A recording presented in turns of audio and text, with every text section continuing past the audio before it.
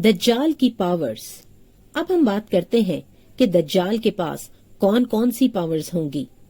دجال اپنے ساتھ جنت اور جہنم جیسی چیزیں لے کر آئے گا۔ جسے وہ جنت کہے گا دراصل وہ جہنم ہوگی، اور جسے وہ جہنم کہے گا وہ جنت ہوگی۔ یہ مسلم کی روایت ہے۔ نبی اکرم صلی اللہ علیہ وسلم نے یہ بھی فرمایا کہ اس کے ساتھ پانی اور آگ ہوگی۔ در حقیقت اس کی آگ ٹھنڈا پانی ہوگا اور اس کا پانی آگ ہوگی۔ خبردار اپنے آپ کو ہلاک نہ کر لینا۔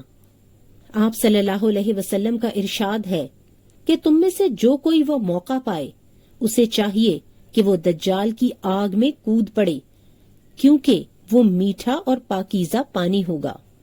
یہ مسلم کی روایت ہے۔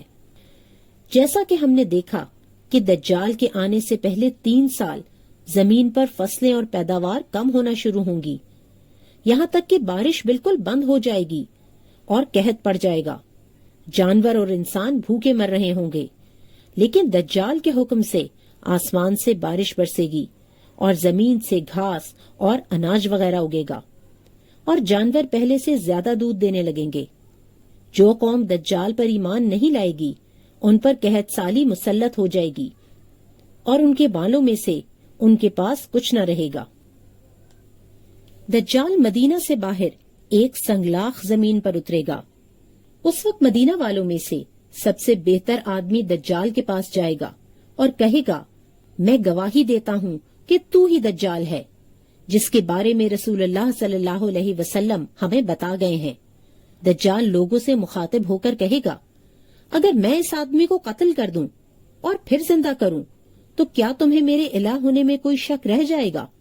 لوگ کہیں گے کہ نہیں۔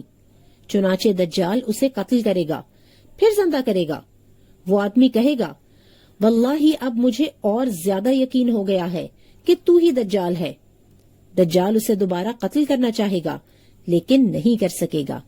یہ مسلم کی روایت ہے۔ اسی طرح ایک اور حدیث میں یہ بھی بتایا گیا ہے کہ ایک مومن آدمی کو دجال آرے سے چیر کر 2 ٹکڑے کر دے گا اور زندہ ہونے کا حکم دے گا۔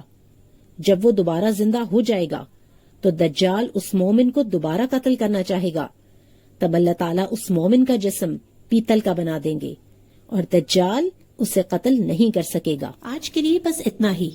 انشاءاللہ نیکسٹ ایپیسوڈ میں ہم یہ دیکھیں گے کہ دجال اور جدید سائنس کا آپس میں کیا تعلق ہے۔ انشاءاللہ جلد ملیں گے۔ السلام علیکم ورحمۃ اللہ وبرکاتہ۔